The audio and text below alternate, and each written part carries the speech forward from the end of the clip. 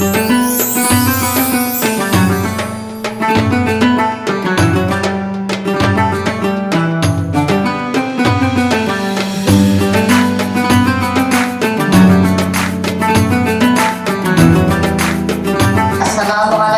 warahmatullahi wabarakatuh. Alhamdulillahi rabbil alamin.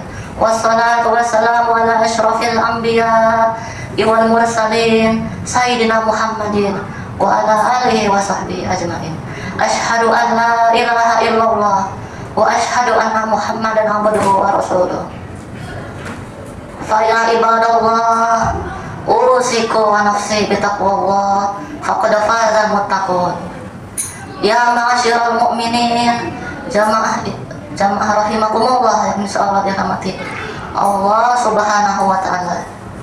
Marilah kita senantiasa meningkatkan keimanan dan selalu bertakwa kepada Allah Subhanahu wa taala dengan sebenar-benar takwa.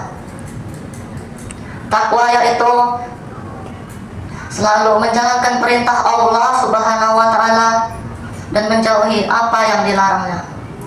Allah Subhanahu wa taala berfirman dalam Al-Qur'an surah Al-Baqarah ayat 183.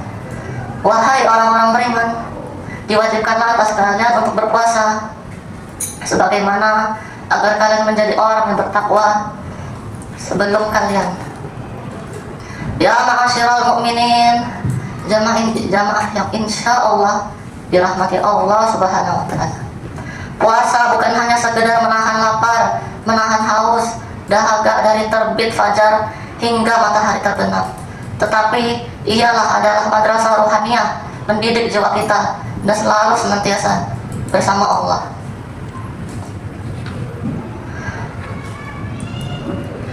Dalam puasa juga Allah Subhanahu wa taala selalu memberikan anjuran sebelum kita berpuasa dan juga larangan-larangan yang harus kita tinggalkan karena agar ia tidak menjadi penggugur pahala. Dan ketika bulan Ramadan sudah menghilang, semoga kita pulang dengan membawa iman, membawa pengampunan bersama Allah Subhanahu wa taala.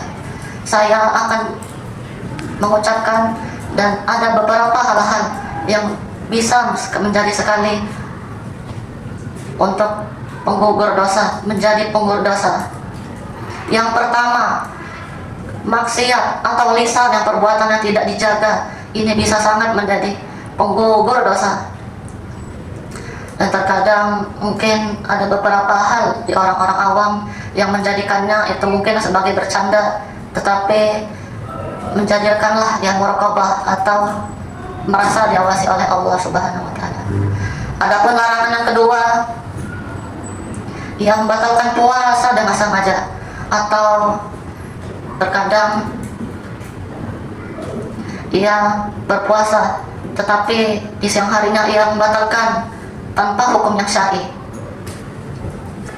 Terkadang kita melihat ada orang mokel, dan itu tentunya nanti kelak di akhirat akan diazab oleh Allah Subhanahu wa taala dengan azab yang pedih.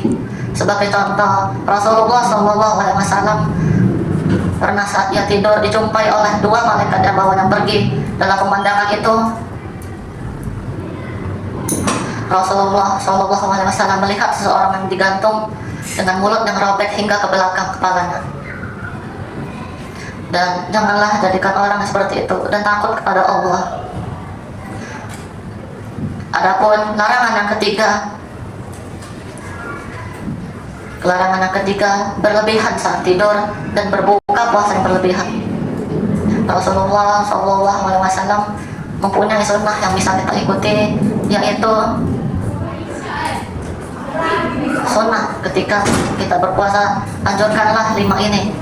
Yang pertama, makanlah kurma. Yang kedua, air putih karena terdapat keberkahan juga.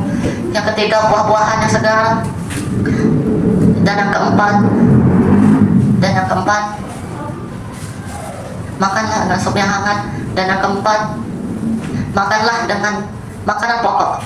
Dan juga perlu diingatkan, janganlah jadikan berbuka puasa sebagai mungkin lupa akan ibadah maghrib. Jadi setidaknya cukupkanlah dengan air putih dan kurma, lanjutkanlah dengan sholat maghrib. agar tidak ketinggalan dan bisa menjadikan dosa besar. Mungkin itulah beberapa dosa-dosa yang bisa menjadikan penggugur dosa.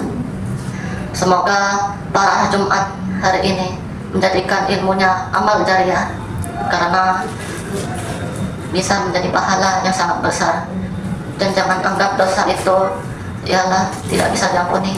Jangan anggap dosa itu enteng, jangan anggap pahala itu biasa-biasa, anggaplah besar. Mungkin sebelum saya tutup khutbah hari ini, izinkanlah saya untuk pantun ya, satu.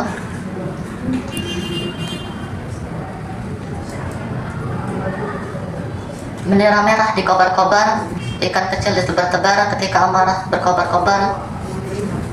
Kuatkanlah iman dan hati untuk bersabar.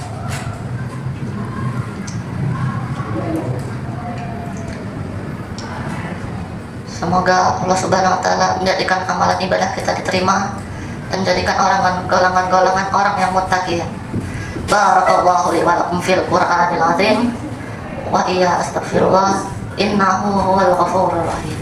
Saya ucapkan wassalamualaikum warahmatullahi wabarakatuh.